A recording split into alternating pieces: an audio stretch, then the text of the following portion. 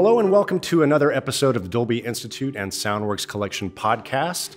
We're focusing on the Oscar nominees this year in the Best Animated Film category. So I'm happy to be here at Disney. We're in the animation building. We're in actually the training studio where you guys train. Live drawing room. The live drawing room where you train the next generation. We have our skeletons. A death drawing as well. Life and death drawing. That's great. Why isn't there a death drawing? There should be. I mean, that's what that is. Well, a little macabre for Disney, perhaps. I don't know. maybe. Yeah, That's true. So we're here today to. Okay, calm down. We're here today. I have to crack the whip. We're here today to talk about Ralph Breaks the Internet, which is nominated for Best Animated Feature, and I'm thrilled to be here with Phil Johnston, the director, Rich Moore. Also, you guys co-directed, and you both have a story by credit, and Phil, you have a screenplay credit on the film as well, and also the producer of the film, Clark Spencer. Thank you guys for making the time to talk to us today. Thanks for coming. Great to be here. So one of the things that we focus on in this podcast is how artists are using technology to help them tell their stories. So I'm curious, you guys are in an interesting sort of position. You guys did the first Ralph movie, Wreck-It Ralph, which is now, what, 7 years old? Yeah. There was a little bit of a gap between, you guys were all busy on other films, including Zootopia. Congratulations on the Academy Award for that one as well. What has changed in animation technology between the two films? And I guess what I'm asking is, were there things that you were able to do in the second one that you couldn't do the first time around?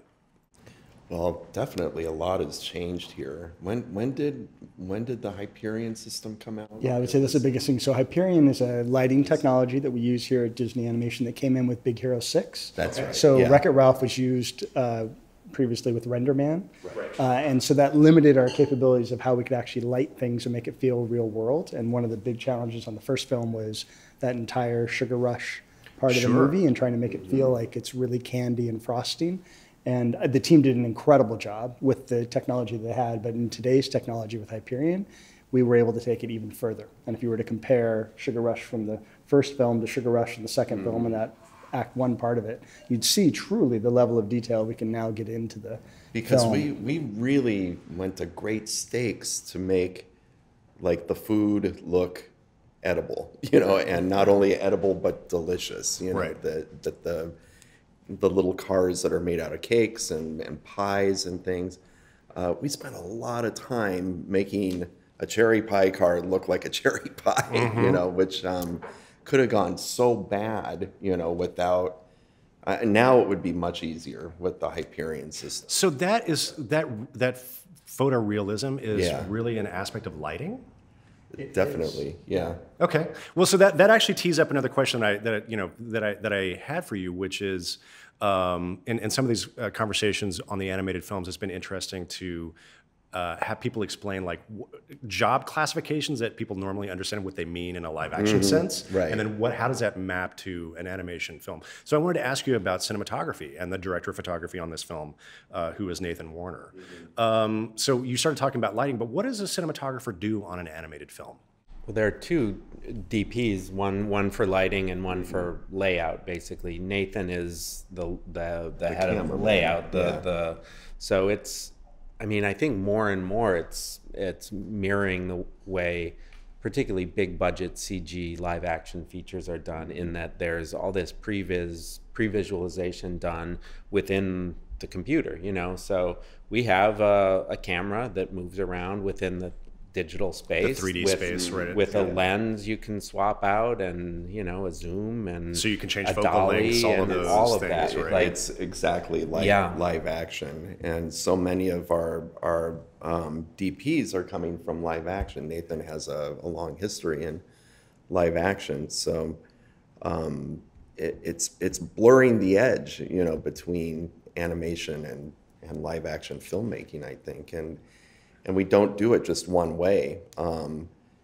In a lot of cases, Nathan will block out shots, that have been kind of dictated by the story team, and cut together by our editor. And then other times, like we have a car chase in the film that Nathan and his team took more of a live action approach to it. We're talking about the big slaughter race sequence, which is between Vanellope and Shank. And there was kind of a rough idea of what the chase was meant to be, and we boarded it very kind of simply. And then Nathan and his team actually went into the digital set and generated tons of footage, of shots of these cars racing around. There were 100 cameras mounted in that scene and over 1,000 shots. So our editor, Jeremy Milton, it was more of a live action editing exercise. Oh, that's interesting, because you've got all these virtual cameras generating all of this digital footage that then Jeremy so it's could then that choose gets dropped from. on the editorial staff of here's 1 million feet of dailies for you Absolutely. to deal with. Right? Which would be how you would do it in a live action thing, where you have what amounts to coverage. And then you're just able to slap together the best version of it. And we're typically so much more regimented in animation, where the boards are really dictating what's going to be on the screen in the final cut. But this, we wanted it to feel different from was this animation. a difference? Was the first Ralph kind of in that approach, or is this sort of a different paradigm, a different way of thinking about? I think we kind of changed our way of thinking on Zootopia, because we had, at the beginning of that film, was Judy's arrival in Zootopia aboard a train, like a subway.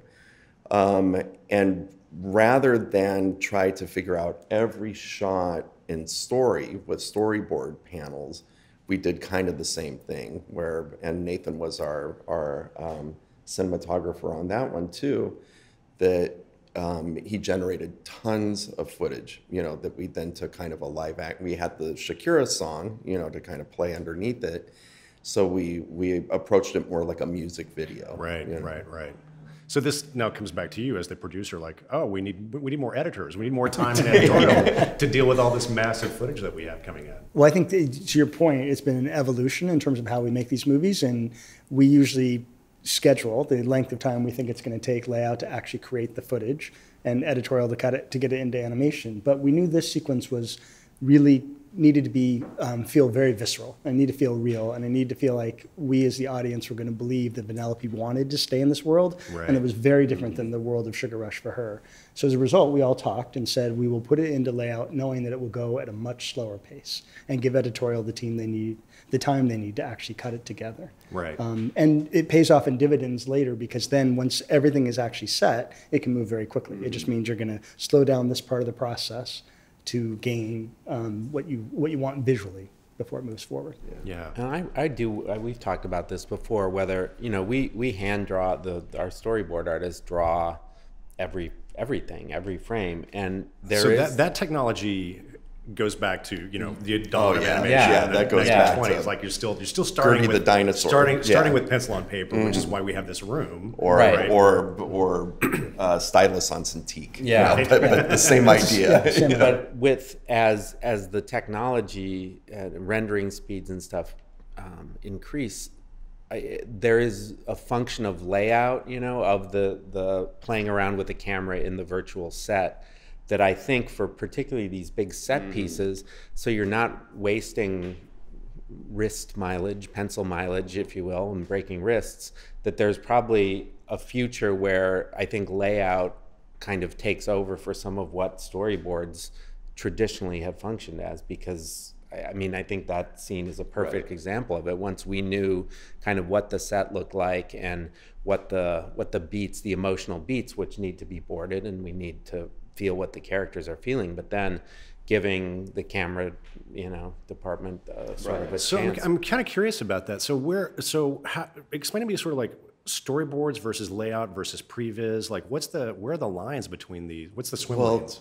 Traditionally, we would start with a script that would go to story artists who draw storyboards, and they will board a sequence.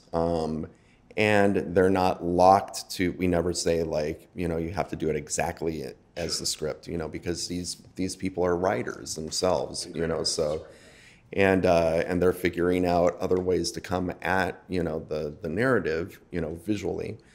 So they generate their work, which is storyboards, which then go to editorial and are cut together like a scene, married with scratch dialogue, usually in temp music. And once we get the sequence firing to the point that we're happy with it, it then goes to layout, which is basically camera, and they go into that virtual world and start to kind of block out the sequence.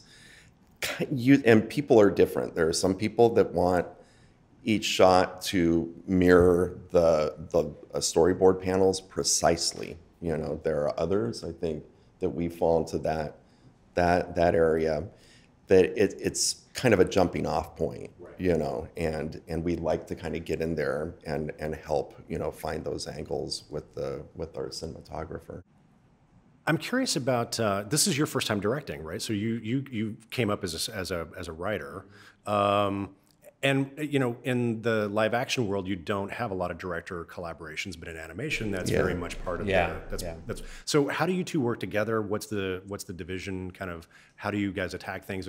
And most importantly, how do you deal with creative conflict and discord between the two of you? Does this guy referee everything, or how does this collaboration work? I mean, first, with like any kind of disagreements, we're always pretty much on the same page, you know. I mean, there are so many people who have a voice in the process that, you know, I feel like you and I would mostly be on. I mean, there are occasional things that, whatever. 89%. Yeah, yeah. It was more like, because there are 500 people working on the movie, and you know, at least 50 of them or 100 with very strong voices that are constantly hitting us with their ideas and feedback and sort of telling us what they think. I think it naturally creates a unified vision for the two of us, so that in some ways we're combating you know, this army of people. What if you did this? How about this? How about that? And it makes us focus all the more. I mean, like,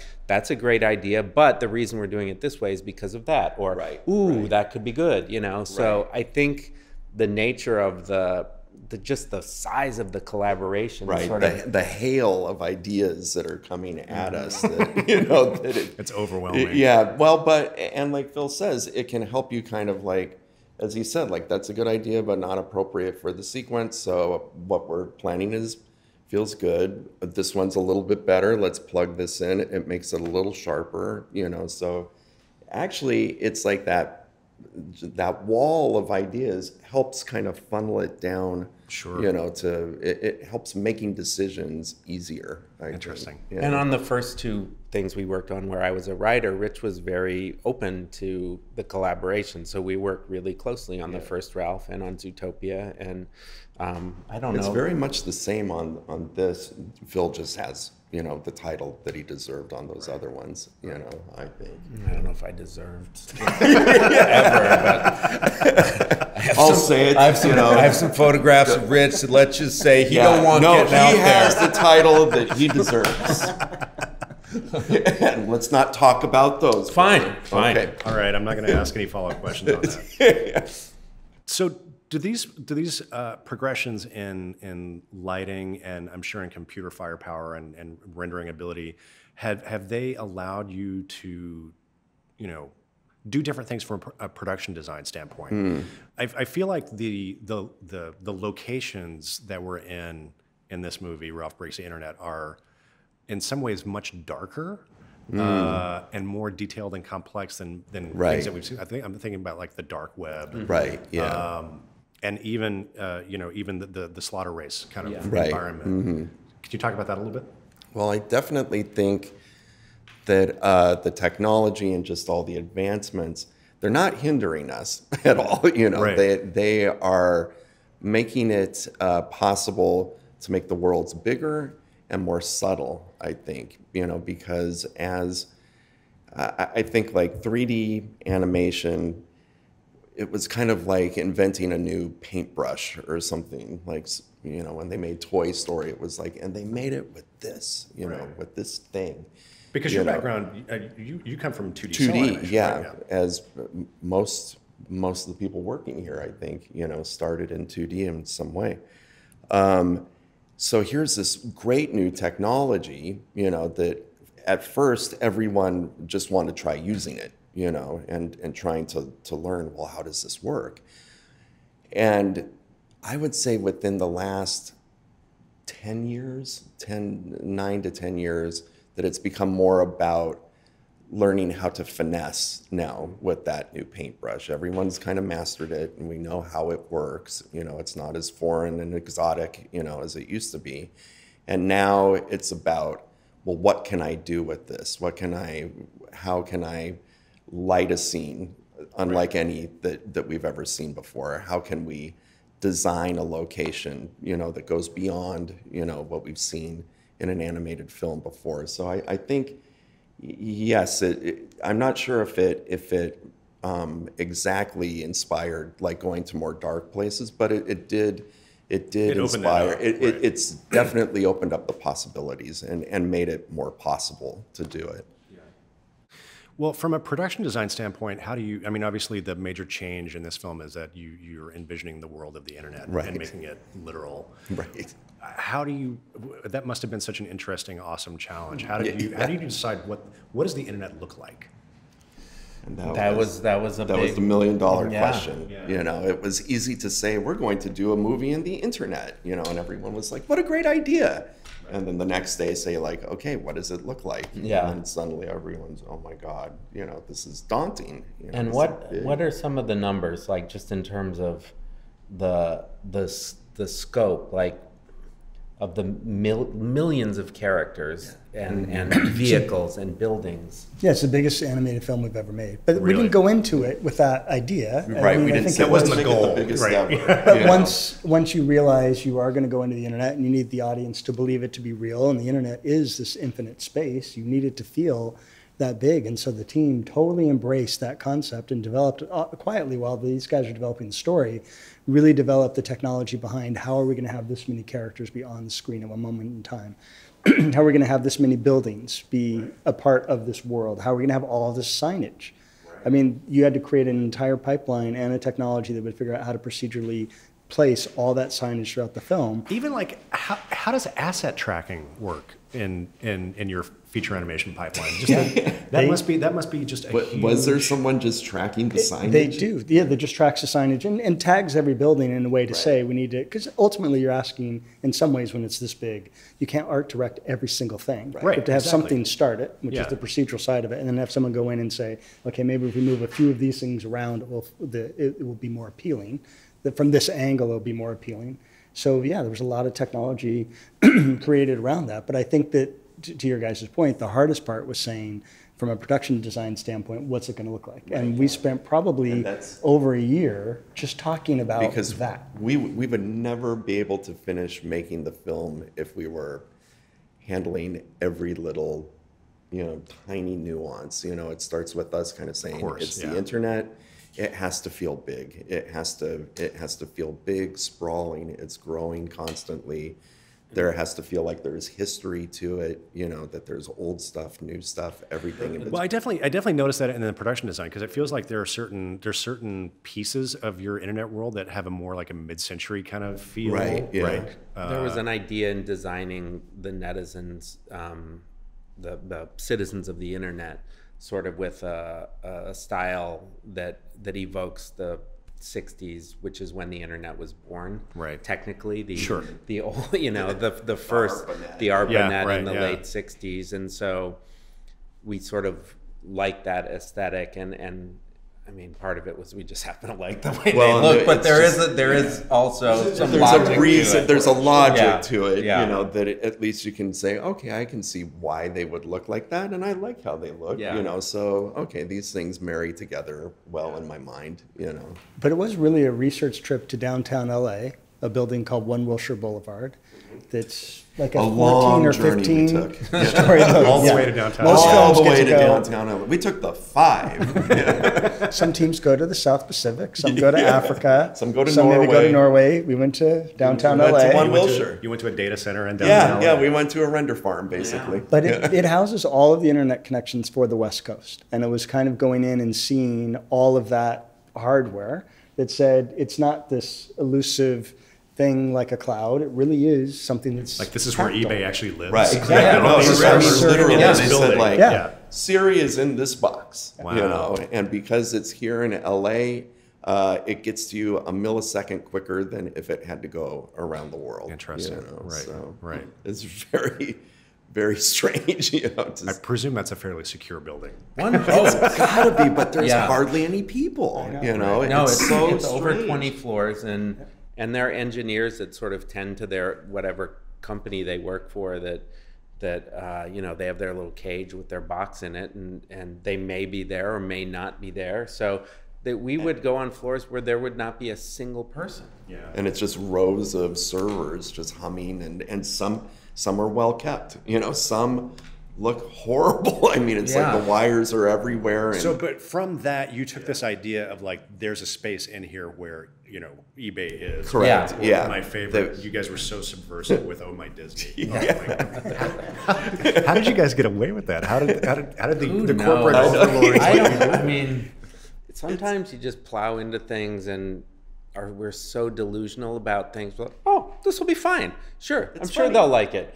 And shockingly, they did. Clark said, we should show them, what we're planning. Rather. Does it fall to you to be the adult in the room? Yes. Yeah. He's like, rather than going and saying, we have this idea about princesses at a website, and it's so kind of abstract, to describe it, that it would be easy to say like, I don't like that idea. I don't think so, guys. So we made a very rough version of that princess sequence. Again, like animatics, with scratch dialogue, and showed it to them and said like, this is what we're thinking. And they loved it, That's great. Got a great, So the takeaway is it's better to ask forgiveness than permission. Yes. Yeah. Sometimes. In this case, yes. But it really is to the credit of the way that you guys balance that fine line of how do you sit there and have fun with the characters, but also be respectful. How do you have us poking fun at the company, but also be respectful? It's all that being careful in terms of that line, and it really did prove out. You guys were really careful threading that needle. I mean, you've got the little subversive stuff, like she breaks the slipper. And I'm amazed that no one's done that joke before. With this slipper, but at the same time, but it's also really funny. If it wasn't funny, you wouldn't be able to get away with it. And I think we always talk about it's easier to make fun of your mom or your dad because you love them, and so you can poke at them and satirize them, but it's done with sort of an abiding love and affection, which we have for those characters, even though we're taking. I think that's the best satire comes from the things that you like. Yeah, of course. It's like the things that if it were, for instance, Warner Brothers making fun, it would probably right. Then it becomes. Well, first of all, they would never have gotten the rights, so it's a self-resolving issue. I want to talk about sound a little bit and the role of sound in the storytelling for the film, because there were obviously all these locations and environments gave some really rich opportunities. And you worked with the team up at Skywalker Sound. Addison Teague was the supervising sound editor, and you did some work with Gary Rydstrom, I know. So what was your approach to, how did you engage that team, and how did you work with them on creating these soundscapes? I mean, first of all, they're extraordinary, and we worked really closely and really well. I think Addison was kind of our day-to-day guy, and Gary was helping him out and overseeing up there. But I would say the biggest challenge was the internet itself, and giving it a sound design that was both frenetic and chaotic and huge and vast, but not so annoying that like there was a lot. We had to really fiddle with the dials of how much there was, because if you look out at that cityscape, there are millions of buildings and millions of people, and and it's sort of like thinking, how do you make New York sound appealing and not just hey jerk, get over, you can't just do loud city sounds. And there were times when the pop-ups were like, and it was this popping thing that was so constant. It was like bubbles, and we're like, what is that? That's so annoying. Someone frying bacon? And then they just turned that down, and then suddenly it was just so appealing, and it was a lot of back and forth, and I love working with those guys. They're so good. Addison gives you a lot. And what's great is just kind of clearing a little bit out. Well, and that's when you start working with David Fleur and Gabriel Guy on the side, because you have so much material coming in. You start to kind of find the sculpture in the block, like, oh my God, it's revealing itself, But I love all the options that Addison gives, and and just kind of working from Gary's lead from the first movie, where there's a lot of realistic sound effects, but then a few carefully chosen, very cartoony ones, you know, that are there to kind of augment things, that give it this whole kind of tone and character that's different from, say, like a Big Hero 6 or a Frozen. Right. Well, I think that aesthetically is kind of the biggest change in animation from a sound perspective that's happened. Because when I think about the animated films when I was a kid, very dialogue, very music heavy. Right, yeah. Not a tremendous amount of attention paid to, you know, to sound design and sound effects. But this, you know, you're building soundscapes that match the complexity of the visuals and the world in a way that's really satisfying. Well, and what I liked about those old animated pieces, like the old like Warner shorts or Hanna-Barbera. Well, those are famous for their sound effects. For their sound effects, that they were there wasn't a ton of them in there, but everything was perfect. But they were so perfect, you know, that everything was kind of invented to sound. That's exactly what it would sound like if someone got hit with a plank, you know, or you know, or the ricochet, you know, that backwards ricochet sound for like zips and stuff like that. So that's, I like that we kind of continue with that tradition of trying to invent kind of these stylized, almost pseudo-cartoony, you know, fantastic sound effects, you know, that seem to work, you know, best for animation. Right, right. So you guys finished Ralph Breaks the Internet in Dolby Vision and Dolby Atmos. Was it your first time working in Vision and Atmos? You done Zootopia and Atmos? No, I think Moana might have been the first one that was. Or did we do Zootopia? Did we do Atmos? Zootopia and Atmos? I can't remember. I can't remember that part. You're right. I seem to think because it was. Yeah, we 2016. didn't do the first. We probably, I'm sure. Yeah, because the first Ralph was not. Yeah, there was not. First enough Ralph was time. not. No, yeah. The first movie released in Atmos was Brave, which was Pixar's film, right? So that came out right before Ralph 1. Were there any? I'm curious. Were there any possibilities that Vision and Atmos, you know, opened up for you guys in terms of storytelling?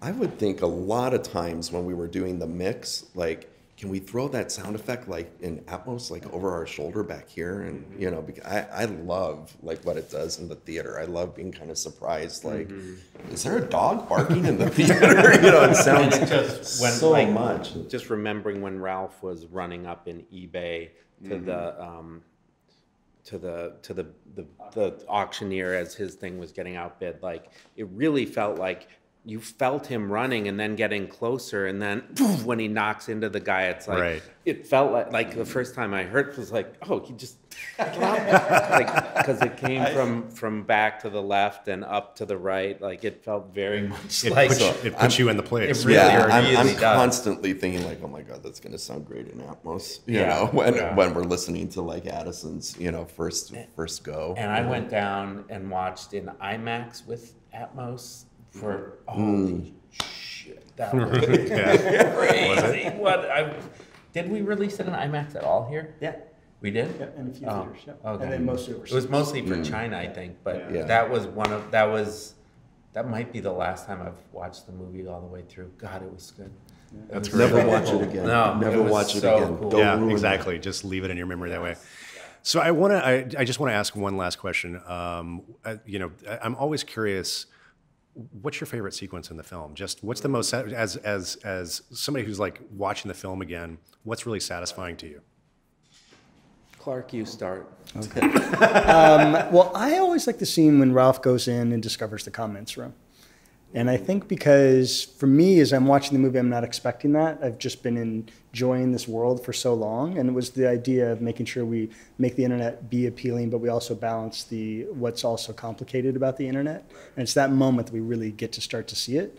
And knowing how hard that can be for someone to actually read comments about them and that impact, especially for someone as insecure as the character of Ralph is. So for me, I always get very emotional in that scene, and am proud that part of the movie exists, because I think it does give that balance to the internet's this incredible tool, and it also has these really scary parts to it. Yeah, absolutely. Yeah.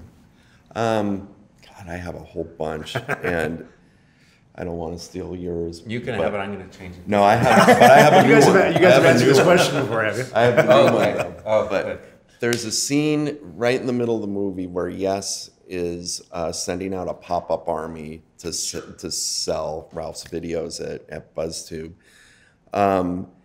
And it was one of those sequences for the longest time. It was very hard to crack. Like, how are we going to show, basically a videos going viral inside the internet as if it's a business, that this woman is running. And it's a very abstract idea that finally kind of came how do you together represent that visually, how we're going to show that and how we're going to personify something that's inanimate, that's not a real thing or a living thing. And what I love about it is it's really every department kind of bringing their A game to make that thing work. And the story, the writing, the storyboarding, the layout, the editorial, the animation, and Henry Jackman's music. It's one piece of music that runs through the whole thing, end to end, that really just, it weaves all over the place. It has huge highs and lows, and it just ties the whole thing together. And I remember seeing that for the first time, all finished with the music, the sound mix, and I was like, I can't believe it. I know. It was satisfying, right? It was so satisfying to see it, and it's like, I love that part of the movie when it comes up. When I'm watching the movie, I'm like, oh boy, here's this part. Like, I get really excited whenever that part comes up. And similarly, the Ralphzilla, the big monster made out of Ralphs, had a whole bunch of issues very similar to what Rich has described. So, how are we going to portray this? Right. How are we going to portray Ralph's own insecurity being the villain of the story? And we've talked a lot about just the technical hurdle of, there are well over 1 million individual Ralphs that go up to make a 900-foot Ralph That's monster, insane. which is insane. And we had to change the way our pipeline worked so that animation was working with effects, and they were working with, technical crowds, animation and crowds, so that, Our crowds department is the smallest department. Ironically. It's like five people. 5 people run crowds. Yeah.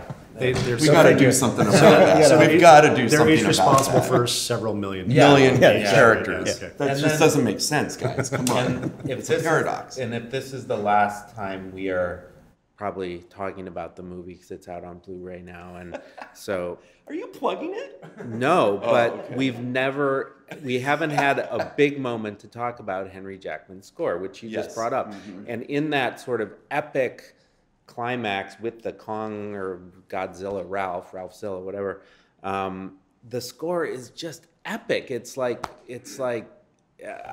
I wish big Henry, and soaring as anything he's done. I wish people could listen to that score, and I know it's like my favorite. Is it available on iTunes? So wait, you say that the movie is streaming now? It's streaming on iTunes and Disney, Blu-ray on the Plus, 20s, if that exists. the 20th? Yeah. And Henry's score, I believe, is available. I'm happy to at Tower Records. I'm happy to at the warehouse. I'm happy to help Disney make money off this film in any way His possible. score is so good, and I feel like is. it's not anything that we have talked about that much, but in that scene, just the intensity of it, it's like Carmina Burana intensity of the score. Yeah. And man, I love that scene. So you asked. I did. I he did. told you. And I got an answer. Gentlemen, thank you so much. Thank you. It's been really fun to talk about this film. I really love the film. Clark, Rich, Phil, congratulations on the film, and congratulations on your Oscar nominations. Thanks. Oh, thank you very much. It's super exciting. Thank you. So thanks, guys, so much.